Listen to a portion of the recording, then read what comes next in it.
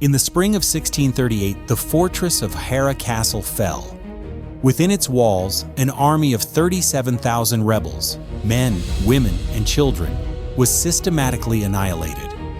The final death toll was so absolute, so staggering, that it stands as one of the single deadliest events in Japanese history, the brutal final chord of the nation's century of civil war.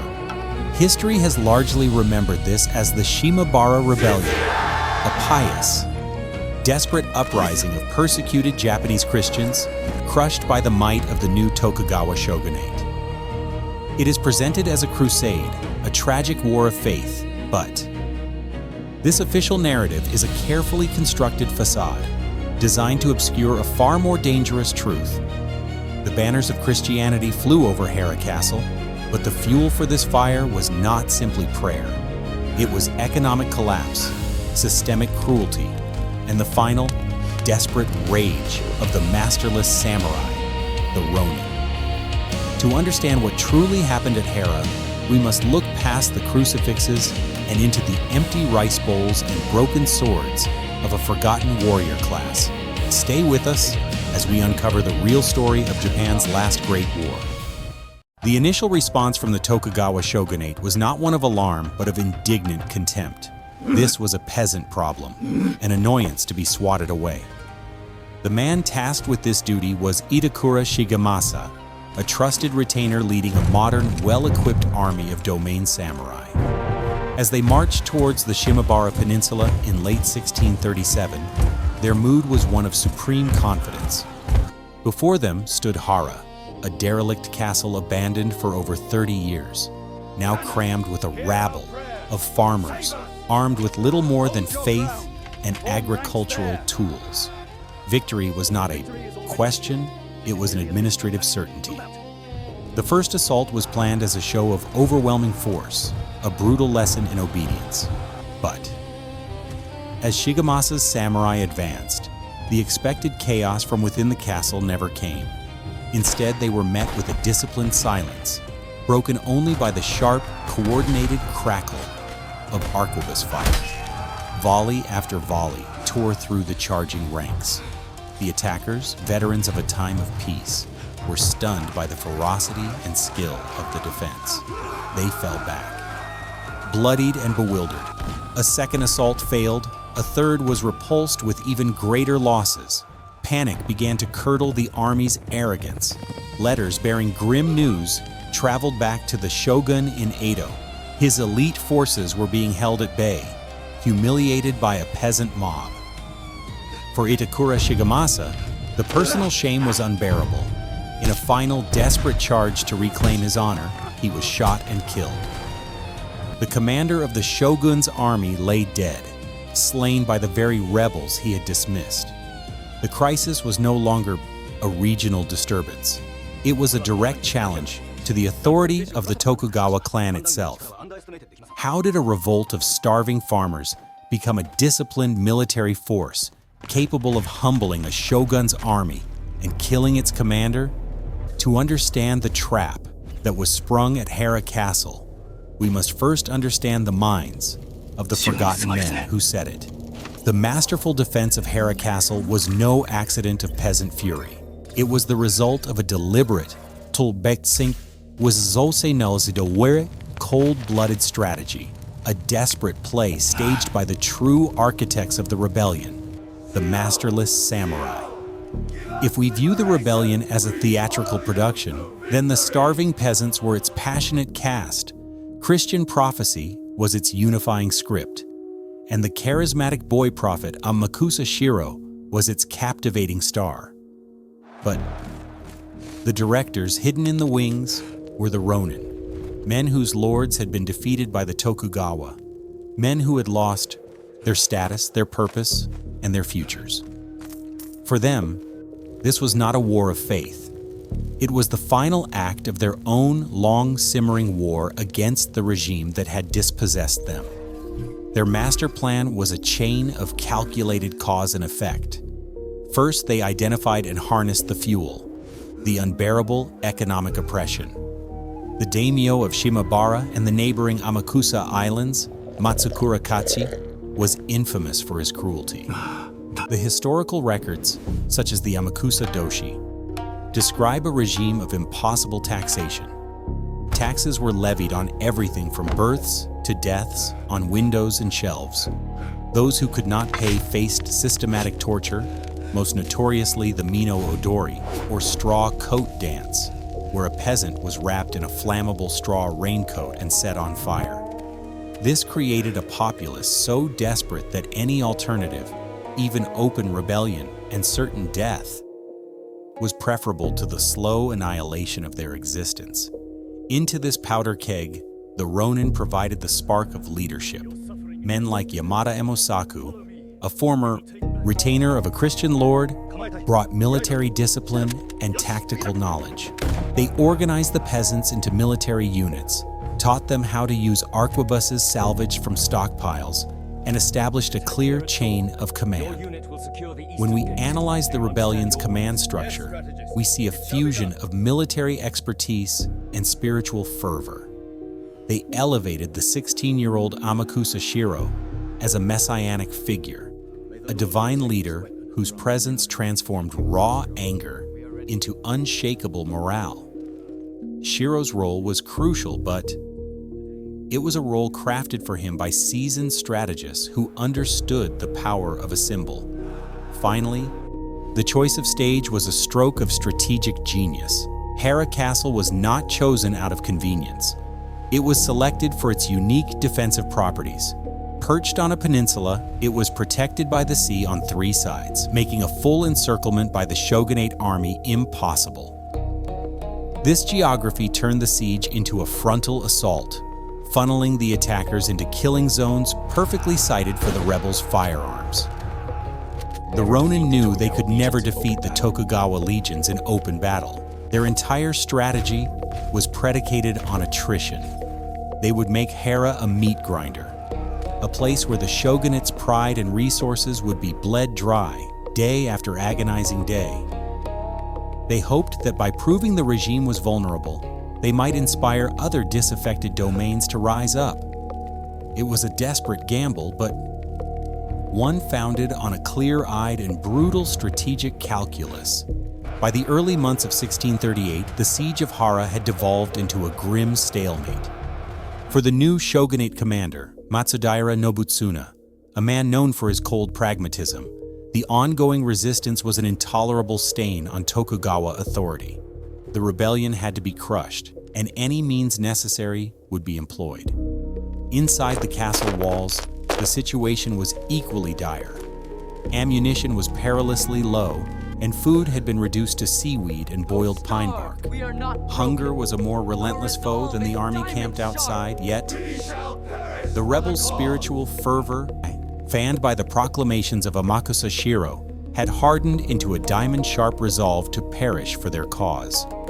It was in this atmosphere of mutual desperation that Nobutsuna made a decision that would send shockwaves through Japan. He requested aid from the Dutch traders at Hirado. In a bizarre and unprecedented moment, a European warship, the De Revolt, sailed into the bay before Hara Castle. For 15 days, its cannons unleashed a methodical bombardment upon the fortress.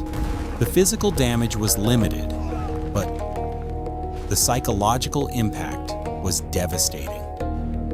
The Muad'Dib rebels, who had prayed for a divine miracle from their Christian God, were instead met with cannonballs fired by fellow Christians, allies of their persecutor. It was a profound betrayal, a sign that they were utterly alone in the world. The bombardment ceased, but the message had been delivered. The shogunate would ally with foreign devils to see them destroyed. The end came in mid-April. A captured rebel, the Ronin strategist Yamada Emosaku, betrayed the cause to save his own life, revealing that the defenders' food and powder were completely exhausted. The final calculus of desperation was complete. Nobutsuna ordered the general assault. At dawn, a human tide of over 120,000 samurai surged towards the weakened defenses. The initial wave was a frenzy of fire and steel, as attackers scrambled over bodies and barricades. The rebels fought with inhuman ferocity. Having run out of musket balls, they defended the breaches with nothing but swords, spears, and stones. Every courtyard and narrow passage became a charnel house, a vortex of screams and clashing metal where starving men, women, and even children met the swords of the shogun's finest warriors. The defense was layered and fanatical, but ultimately hopeless. The outer bailies fell, then the second. The attackers pushed relentlessly towards the central keep, the Honmaru, where Amakusa Shirō and his inner circle made their last stand. Here, the fighting reached an apex of brutality. The sources tell us that the rebels fought until their last breath, their resistance breaking not like a dam, but eroding grain by grain under the overwhelming pressure. One by one, the leaders fell. The final collapse was absolute. The shogunate's orders were for extermination, and they were carried out with chilling efficiency. No one was spared. The banners of the cross were torn down and burned, and the rebellion was drowned in a sea of blood. So why has history so persistently framed this as a simple religious war? The answer lies in the victor's prerogative to write the narrative. When we analyze the edicts and official chronicles produced by the Tokugawa Shogunate in the aftermath, a clear pattern of political maneuvering emerges. For the new regime, which had only recently pacified Japan, acknowledging that its own governance and the brutal policies of its appointed daimyo could incite a rebellion of this scale was politically unthinkable. It would have been an admission of systemic failure, an invitation for other impoverished domains to question their own loyalties. Blaming a foreign, subversive faith was a far more convenient explanation. It allowed the shogunate to frame the conflict not as a legitimate grievance against feudal oppression, but the excision of a dangerous alien cancer from the body politic. The psychology of the rebel leadership, particularly the Ronin, was one of pure pragmatism. They weaponized faith. These were men trained in strategy, not theology. They understood that the existing Christian networks in Shimabara and Amakusa provided a ready-made organizational structure and a powerful, unifying ideology. The messianic figure of Amakusa Shirō was the perfect vessel to channel the peasants' desperation into unshakable morale. For the starving farmer facing torture and death, the choice was not between loyalty and rebellion, but between two forms of annihilation. The rebellion offered them a chance to die with agency, purpose, and the promise of eternal salvation, a psychologically potent alternative to being slowly ground to dust by an indifferent system. Therefore, the truly decisive factors that led to this catastrophe were threefold. First and foremost was the catastrophic economic pressure, the primary fuel for the fire. Second was the strategic leadership of a dispossessed warrior class, the Ronin, who provided the military structure and tactical acumen. And third was the brilliant choice of terrain, Hara Castle, which allowed a numerically inferior force to neutralize the shogunate's greatest advantage. The Christian banners were real, and the faith of the followers was genuine, but they were the symptoms and the symbols of the conflict, not its root cause. The Shimabara Rebellion was, at its core, a class war fought under the banner of a crusade. Was this a stroke of genius by the Ronin, turning faith into a weapon? Or was it a cynical manipulation of a desperate populace? Share your thoughts in the comments below. The fall of Hara Castle did more than just end a rebellion. It ended an era. The sheer scale of the uprising and the terrifying fusion of economic desperation with foreign ideology sent a shockwave of paranoia through the Tokugawa leadership. This was the final, conclusive piece of evidence they needed to justify a policy that would define Japan for the next 200 years, Sakoku, the period of national isolation.